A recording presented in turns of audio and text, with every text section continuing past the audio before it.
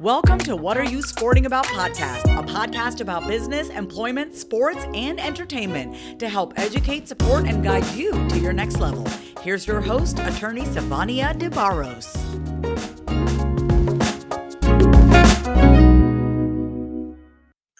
Hi, this is Sivonnia DeBarros with What Are You Sporting About podcast, and I'm your host. Today we have an awesome person with us. We have Malcolm Lemmons, who's also an author, former professional athlete. Welcome to the podcast, Malcolm. Thank you so much for having me. Oh, absolutely. It's a complete pleasure. So tell us a little bit about yourself. So, born and raised in Washington, D.C., grew up playing basketball. It was the only thing that I ever saw myself doing in life. So I had this dream of becoming a professional athlete, and I chased that throughout high school, college, and, had an opportunity to pursue that dream. And so I went overseas for 2 years on and off. Really wasn't what I imagined it would be. Went through a lot of ups and downs and obstacles and ended up retiring from the game at 25 years old, not really knowing what I wanted to do next. But fortunately, I had spent that previous year overseas kind of discovering myself, learning about who I was outside of the jersey. And that really kind of gave me the jump start into the transition, even though I struggled. And, long story short, kind of figured my way, through that journey and still kind of going through the career transition and, became an entrepreneur and author. And someone who's really passionate about inspiring other athletes and educating them and getting them to understand the platform that they have during their careers and how they can leverage that more effectively. So just someone who's passionate about giving back to the community and making an impact on my culture. I absolutely adore that, because one thing that I was thinking about as you were speaking, something that's interesting here is the fact that you and I have both written books to educate professional athletes. So I competed at the D1 level. I never went pro, but there are some skills that you receive that actually translate into the rest of your life if you recognize that and apply it. And so I want you to talk a little bit about the book that you wrote, titled Impact Beyond the Game, because that book, and correct me if I'm wrong, but it seems to be that you're speaking to professional athletes to help them recognize the purpose to create a legacy that they will be proud of, at the end of the day. So talk to us a little bit about your book and what you're hoping athletes get out of that.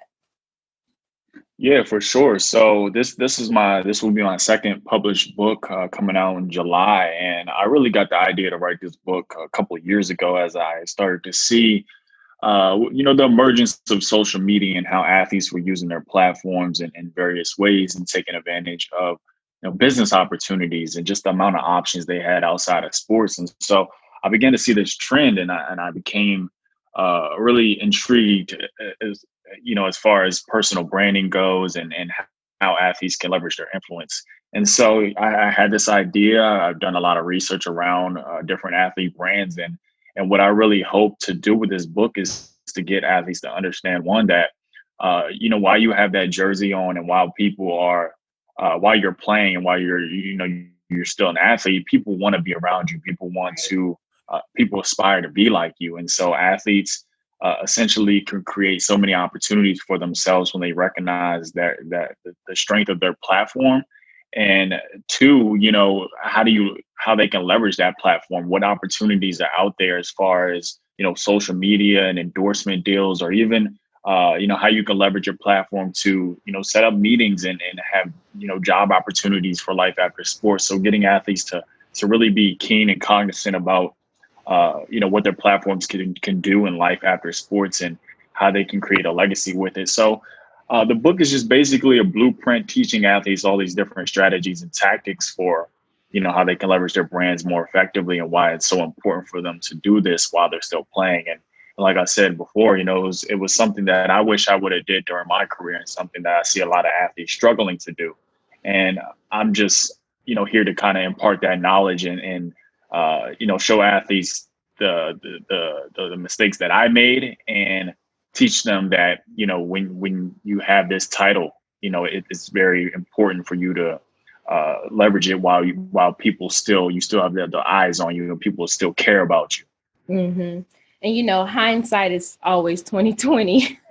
Right. So, especially for professional athletes, I feel like you guys you already have a brand, right? So people watch you play, they are dreaming they wish that they had the opportunity to play a game and get paid for it, like you guys do. But sometimes people don't recognize that they have that.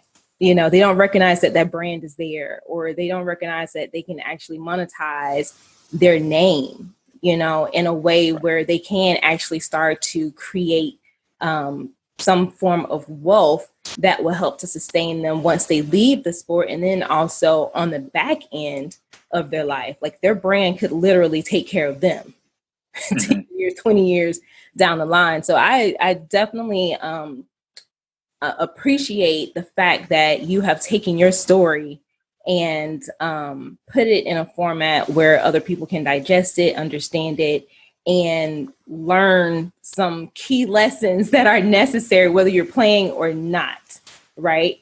You said something that I want to touch on, though, because you said you retired at 25 and you had no idea what you wanted to do. Right. How did that happen? Yeah. So, I mean, like I said, I was overseas that year before I retired. I was still playing, and I came in the middle of the season, and so we had a big break, and we weren't playing any games. We were just practicing for maybe an hour or two a day, and so I would come back to my apartment and have nothing but time on my hands. I didn't know the city. I didn't really know my teammates that well. And I just had a computer, and I didn't even have Wi-Fi at the time. So imagine, what was going through my mind. But I just sat there and I thought about my experiences as an athlete. I thought about the obstacles that I went through and how I even got to that point in my life. And that was like really the starting place to where I started to think about how my experiences as an athlete, how can everything that I've been through as an athlete help me going forward in life? Because if I wasn't going to take anything that I learned throughout the past 20 plus years that I had been playing basketball, then all of it essentially was going to go in vain, besides like the memories that I had. And so I just started to write. I started to write because I had time, and it was therapeutic for me. And so that was like really the beginning for me seeing myself as more than just being a basketball player.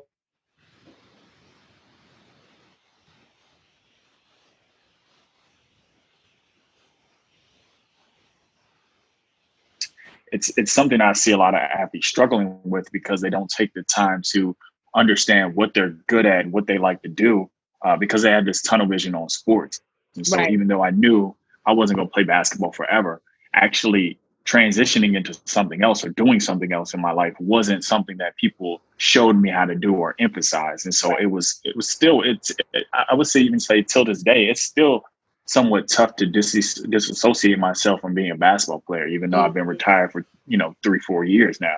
And I saw how many other athletes struggled with athlete identity and really reframing what that means and getting to see themselves as more than. So that struggle is real, and retiring and trying to figure out your life as an athlete is something that every athlete, I think, struggles with at different levels. Different stages. Yeah. It's funny you say that, because in my book, What Are You Sporting About?, I actually talk about, how people may perceive you as this jock. Like, that's all you can do. That's all you're worth, and you get in your mind, or some people may have in their mind, like, oh my gosh, I've worked so hard, from Pop Warner all the way up through the collegiate level down to the pros, to a point where this is all I've done. This is all I've focused on. And then sometimes I think it can play a trick on you. So What Are You Sporting About, from my perspective, really ask you to think about what is all of this even for? Right. At the end of the day, if we were to shed that athletic cloak from you, who would you be? Mm-hmm. What will you be passionate about? What purpose would you be pursuing? And so I think those conversations are very important, and especially with our young athletes who are coming up, who are now going to be in a space where they can control their name, image, and likeness, it's going to be very imperative to think about that in the context of their brand, in the context of creating a legacy, so that they have a roadmap where they want to take themselves later in life. So why don't you talk to us a bit about what athletes can do or should be doing to prepare for this whole shift to name, image, and likeness? I mean, I think it's very simple. I think athletes should start acting on the things that they think they might be passionate about, whether that's writing, cooking, media, whatever the case might be. You have to start actively, pursuing these interests during your athletic career. Because if you wait and you focus on your sport, you might have some success, but even if you do go play pro, you're still one day going to have to retire and do something else. And so all those years that you could have been, pursuing this other thing on the side or in your spare time, you weren't. And so it'd be that much harder for athletes to figure that out later in life. So I think athletes have to start doing that early and, understand that it's not so much about transitioning. And I'm began to recently kind of reframe my wording around life after sports and not tell athletes, not speak to athletes and talk about transitioning, because I think that's a hard concept to kind of wrap your mind around, especially during your career. Nobody wants to, think about the end when you feel like you're just getting started. Right. And so it's now, to me, when I'm talking to younger athletes and athletes who are still, in their careers, in the middle of their careers, it's about having dual careers. So seeing yourself as an athlete and not thinking about, the end of the road. And so I think when you reframe and preach to athletes, it's about having a dual career, and that none of us are just one things. We all have different interests and passions and things that we want to do in life. It's about teaching them how they could, play basketball and do this, or play football and be this, and, doing it early and often. I think athletes are starting to get that. We have great role models and examples of professional athletes who have been able to have dual careers. So I think it's a great time for name, image, and likeness, and I'm extremely excited to see what will come from it. Too. Yeah. I'm so excited. This is a huge opportunity for these young men and women in sports to really be able to leverage their names earlier in their career. Right. And you're right. You can do more than one thing. And this is the time where you can literally be an athletic entrepreneur, period. Exactly. Because we already know you need more than one stream of income anyways to survive. So you might as well create the side hustle, monetize it, and let that thing kind of grow its own life and set yourself up. So that's really, really cool. I'm waiting, just like you, to see what these new rules are going to be and how things are going to be implemented for name, image, and likeness. Of course, there's so many questions that are unanswered and so many hypotheticals that we can definitely dive into to talk about all of the parameters. But that's definitely a conversation that these young men and women should be thinking about. And in terms of, like what you said, creating some side hustles, basically, work on the things that interest you, where your passion lies. And I always hear people, especially branding folks, talk about athletes doing things that they've been doing forever. So if you say, for instance, you probably go to this one event that caters to, let's say, Paralympics or something, keep doing that. Find something to really make it a part of your brand, because once the sports itself is done, you'll still have that authenticity behind your name, and people will trust who you are because you've been in that space for however long. Right. Do you have any more advice that you can give to any athletes who are currently playing, those who may see their time coming to an end soon? Is there anything that you would like to share with them? I would say one thing that, when Kobe Bryant was on the back end of his career and he was retiring, one thing that he always said in the interview that really sticks out to me is, what he did on the basketball court was not who he was. And I think that's something that every athlete needs to understand, is that your identity as, an athlete, or this title that people place on you, it's a phase in your life. It's a part of who you are. It's not who you are. And so when you kind of restructure your thinking around that and know that you're much more, it becomes a lot easier to see yourself doing other things in life. So I would definitely push that point across and really, hone in on it and try to get athletes to understand that, that foundational piece of transitioning or, going into life after sports. And I would say that's probably the biggest key, is to really disassociate that athlete title from your name, or, not think that you're only supposed to be this one thing for the entirety of your life, and understand that you're much more and you have more value and things to give to the world. I think is extremely key when you're talking about trying to figure out your life going forward.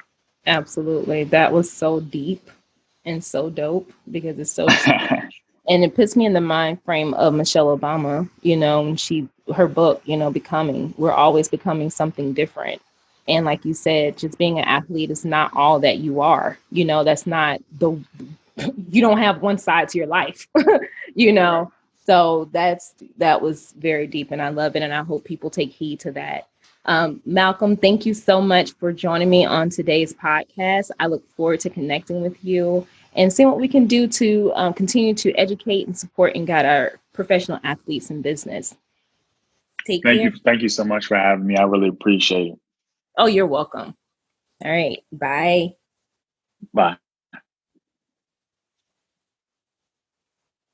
Thanks for joining us this week on What Are You Sporting About podcast. Make sure to visit our website, prosportlawyer.com, where you can subscribe to the show in iTunes, Stitcher, or whatever your favorite platform is, so you'll never miss a show. And while you're at it, if you found value in the show, we'd appreciate a rating on iTunes or iHeartRadio. Or if you'd simply tell a friend about the show, that would help us out too.